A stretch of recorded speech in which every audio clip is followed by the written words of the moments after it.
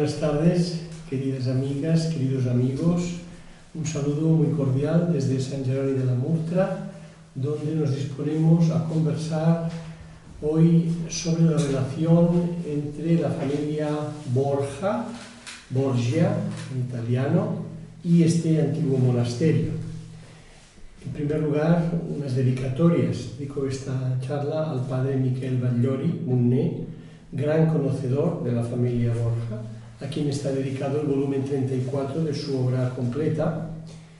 Sobre el padre Bagliori se hizo un documental titulado Michele Bagliori, la agudeza de un sabio, que fue promovido por otro historiador de la cultura, el padre José María Benítez, que aparece en la imagen.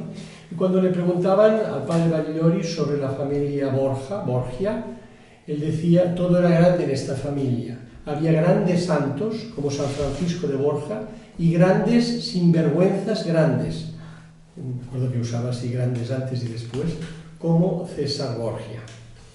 Dedico también esta charla a Mosén Alfred Rubio de Castarlenas, en el centenario de su nacimiento. Él fue un catalán muy activo en Roma, que promovía una historia destrenzada del pontificado. Es decir, una historia donde quedase bien claro lo que el Papa hacía como vicario de Cristo, vicario de Pedro, un título al cual el Papa Francisco ha renunciado, ha relegado, como líder religioso y como rey o jefe de Estado. Destrenzar esta historia es una tarea que se va haciendo, pero todavía falta mucho por completarla. Una gran intuición de Alfredo Rubio. Y finalmente dedico esta conferencia a la memoria de mi padre, Jaume Aymar Montón, que murió el pasado 15 de febrero. Él me transmitió la pasión por la historia y él había tenido largas conversaciones con el padre Bagliori y con Mosén Rubio. Creamos que ya los tres departen en el cielo. Bien, aquí tenemos una imagen realmente impresionante, la imagen de un rey, el rey Alfonso el Magnánimo.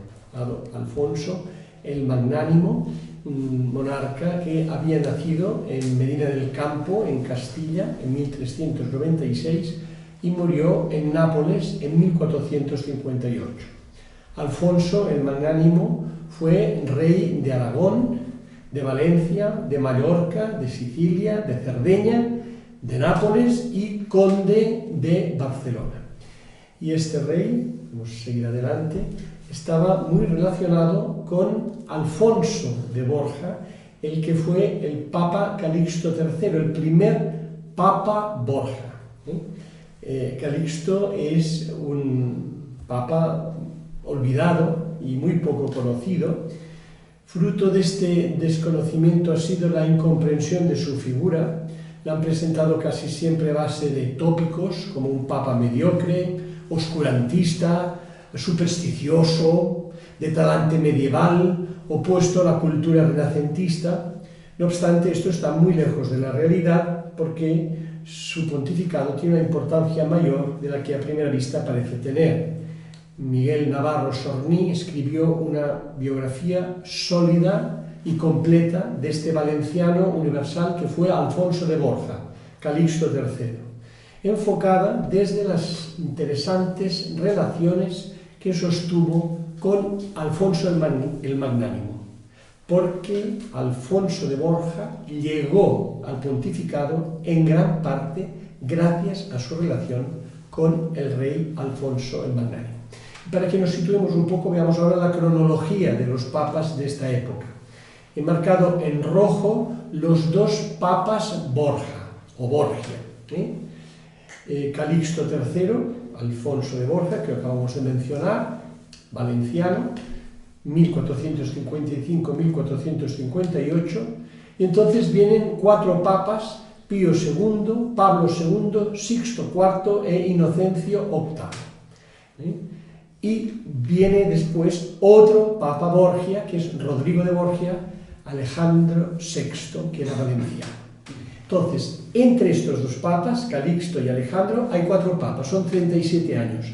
Pero Alejandro, Rodrigo, había estado moviendo los hilos del poder durante estos 4 pontificados, en la sombra, hasta que él mismo fue coronado papa. ¿Qué podemos decir de Alfonso de Borja, el futuro Calixto III? Alfons de Borja y de Llençol, y nació en la Torreta de Canals, hoy barrio de Canals, una población que entonces pertenecía a Játiva, a Xàbia, la costera, en el año 1378, y murió en Roma en 1458, después de 3 años de pontificado. Alfonso fue diplomático, profesor y miembro destacado de la corte de la Corona de Aragón y es el primer papa catalano parlante de la historia. En Nápoles se dedicó a reformar la administración del nuevo reino, tuvo un papel clave en el Concilio de Florencia de 1439 como embajador real y unos años antes de ser papa, en 1443, consiguió un acuerdo importante entre Alfonso el Magnánimo y el Papa Eugenio IV, que se materializó en la paz de Terracina. Fijémonos que él nació cerca de Játiva, y cerca de Játiva estaba un importante monasterio jerónimo, del cual hablaremos. Bien, pero ahora quisiera referirme a un episodio muy poco conocido y menos divulgado, que es la presencia de Alfonso el Magnánimo aquí, en Badalona, la ciudad que vemos desde este balcón, junto al mar Mediterráneo. El día 5 de diciembre de 1423 llegó una galera real a la playa de Badalona procedente de Nápoles. En esta nave viajaba Alfonso el Magnánimo.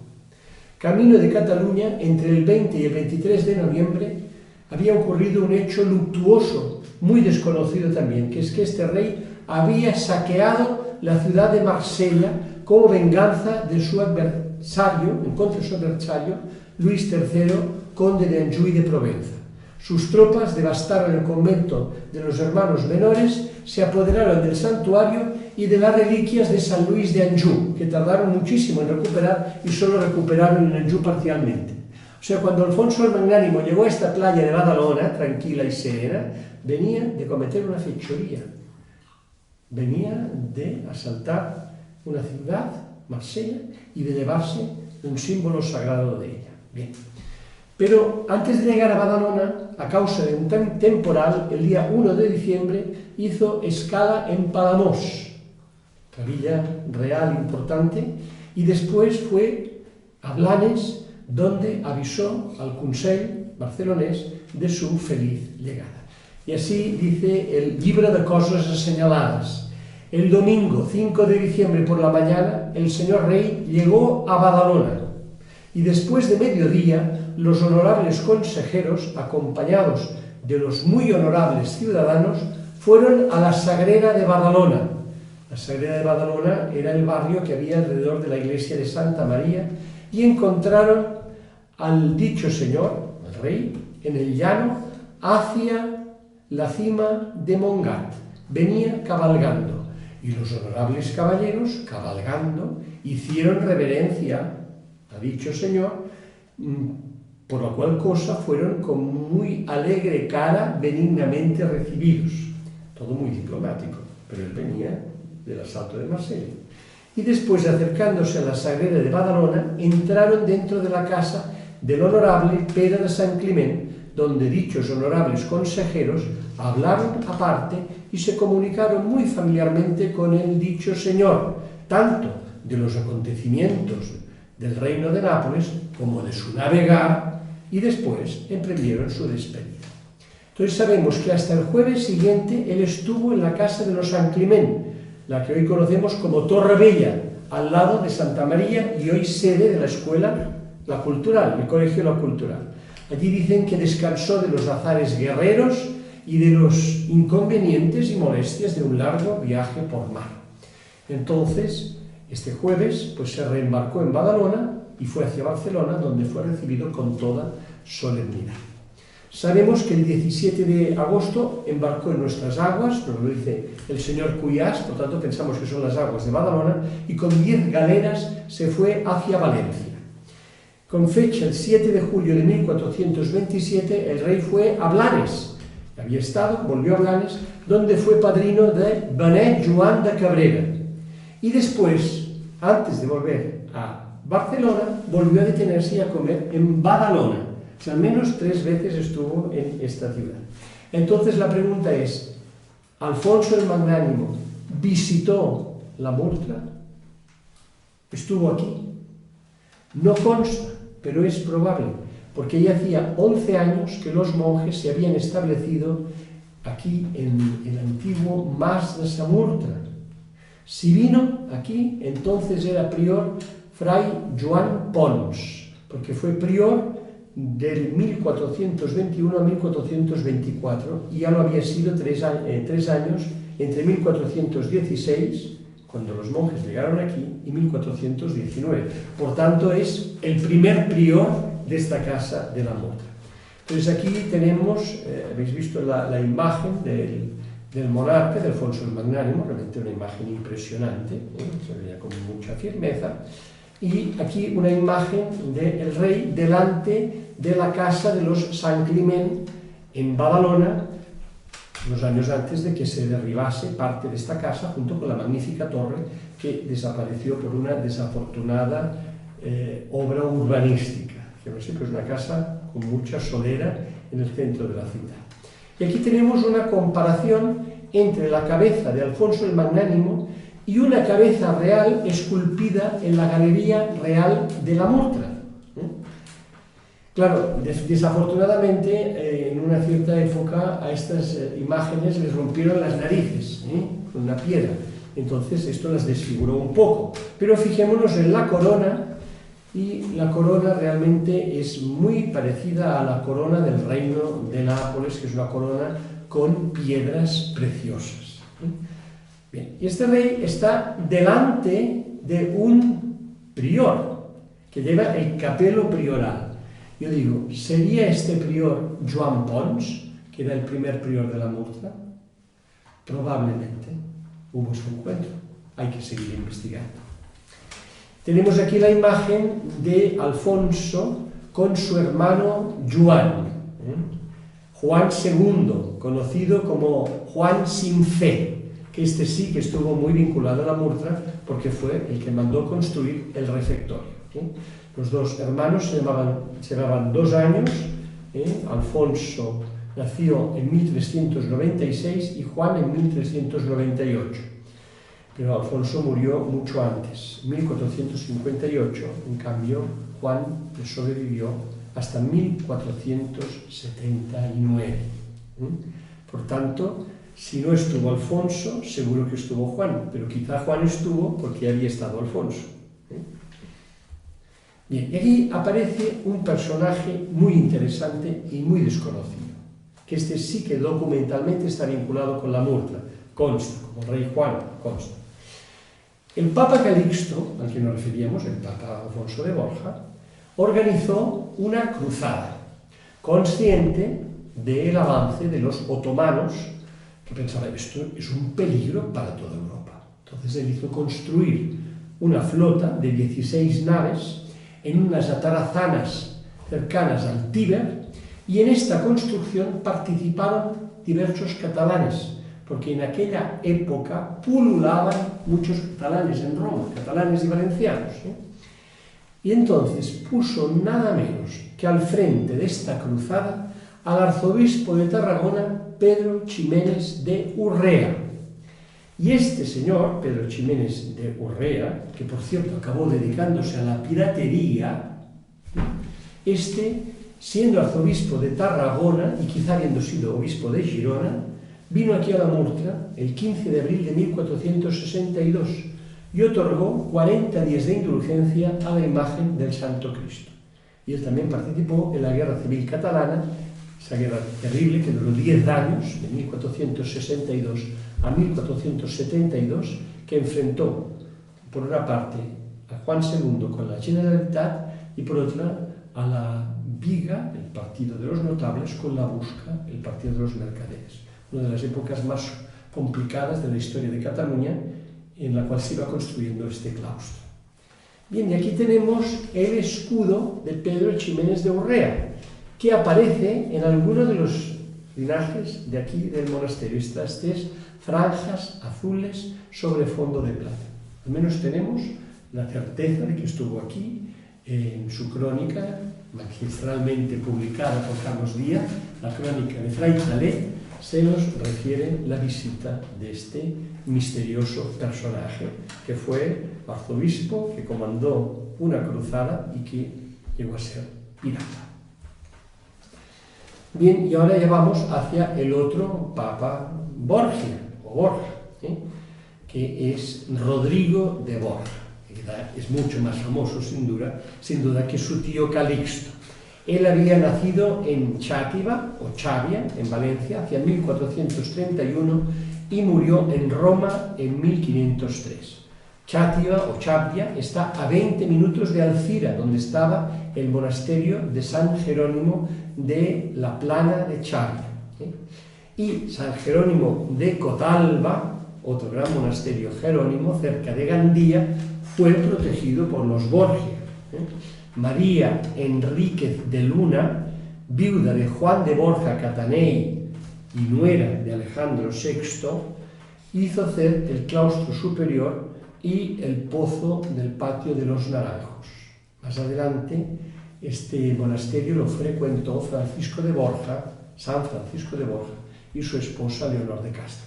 Os decía que María Enríquez de Luna era la viuda de Juan de Borja y la nuera de Alejandro VI, o sea, habéis entendido bien.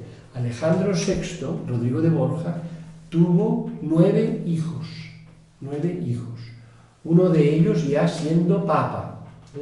Su esposa oficial era Vanozza Catanoi, que es la que sirve de modelo a la Piedad que está en San Pedro del Vaticano, Vanozza Catanei, y tiene en sus brazos al hijo de ella y del Papa, que es Juan de Borja, que apareció asesinado con su cuerpo lanzado en el río Tíber.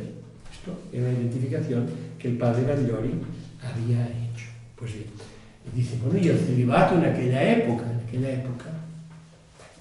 aún faltaba un poco para el Concilio de Trento y para que se consolidase esta práctica celibataria en la Iglesia. Pero es que Vanozza Catanei acompañaba a su esposo en los actos oficiales incluso. No era una amante escondida, también las tuvo de amantes.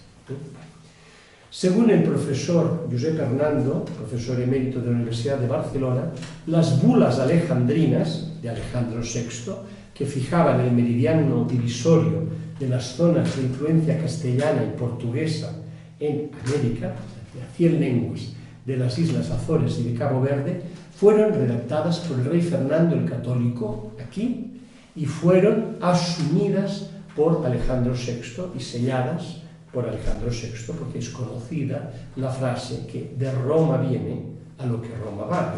Claro, lo que va a Roma, los papas lo hacen suyo y lo promulgan. Esto ya ocurría en aquel entonces. ¿Estará representado Alejandro VI en el claustro? Pues el padre Bagliori creía que sí, que la única cabeza que hay coronada con la tiara, la triple corona pontificia, es precisamente la de Alejandro VI. También es un tema que hay que averiguar, pero ciertamente estuvo vinculado, al menos por el tema de las bulas, con este monasterio.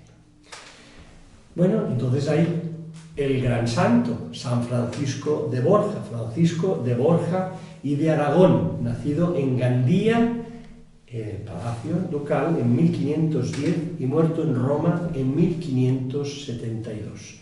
Fue duque de Gandía, barón y primer marqués de Llombay y lugarteniente de Cataluña. Francisco de Borja, un hombre muy cercano a Carlos I, estaba casado con Eleonor de Castro, que era la dama, una de las damas de honor de la emperatriz Isabel de Portugal.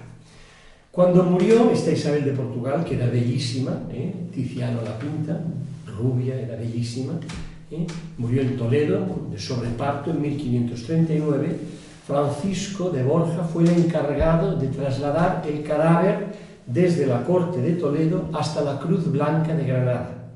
Y cuando llegó a la Cruz Blanca le hicieron reconocer el cadáver, que naturalmente se había descompuesto con el calor y el viaje, ¿no?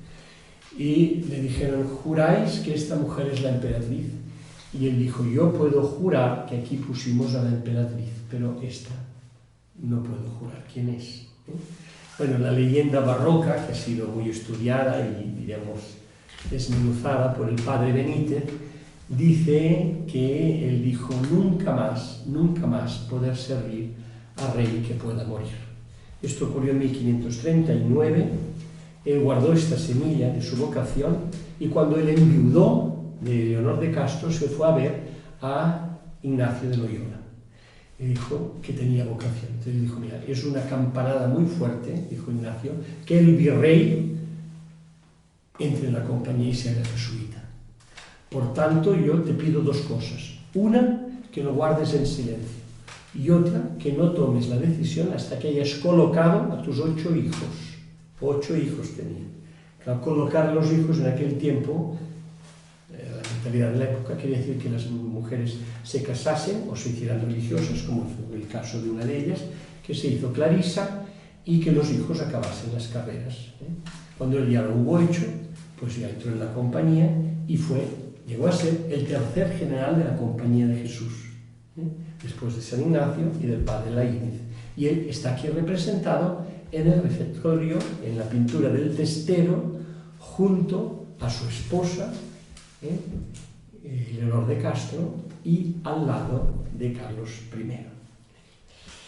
Él fue proclamado santo por la Iglesia Católica en 1671, un santo que sufrió mucho, porque en su dietario decía, hoy me entrevisté con el Papa, una nueva cruz.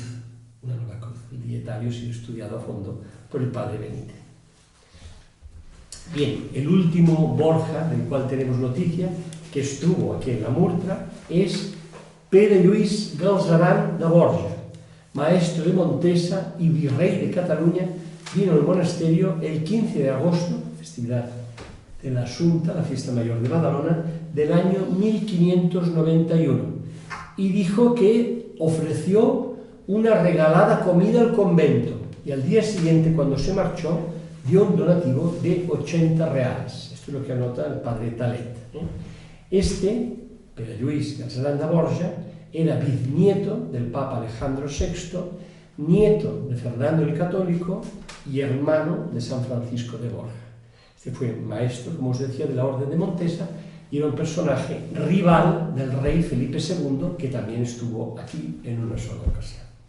Bien, pues acabamos aquí la conferencia. Simplemente quisiera enseñaros un poco lo que tenemos encima de la mesa. Aquí está la obra Príncipe del padre Bagliori, el volumen 34 de sus obras completas, editadas por Eliseu Climent, la familia Borja, y tenemos aquí abajo el libro abierto, justo en la página donde están los descendientes de San Francisco de Borja, es decir, sus 8 hijos, los que tuvo con Leonor de Castro, con los nietos y bisnietos.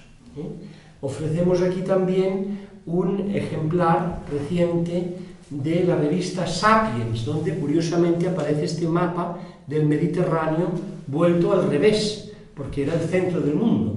Lo vemos al revés, con África al norte y el resto de Europa al sur. Esta obra, en la cual interviene una buena amiga de la Murtra, María Coll, es una de las historiadoras que intervienen aquí. Vamos leyendo estos artículos estos días después de las comidas, en la sobremesa.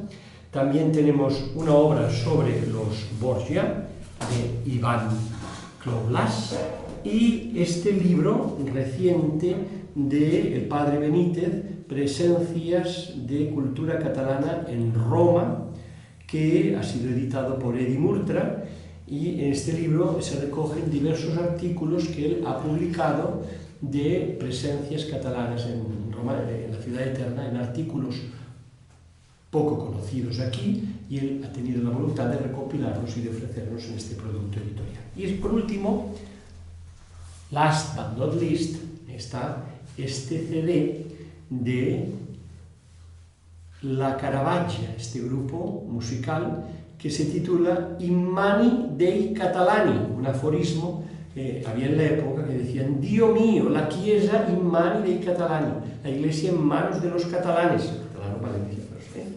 Este fue aquí registrado por este grupo de canciones catalanas e italianas y es un buen acompañamiento musical para esta gran familia donde hubo grandes santos y grandes sinvergüenzas. Muchas gracias por vuestra atención.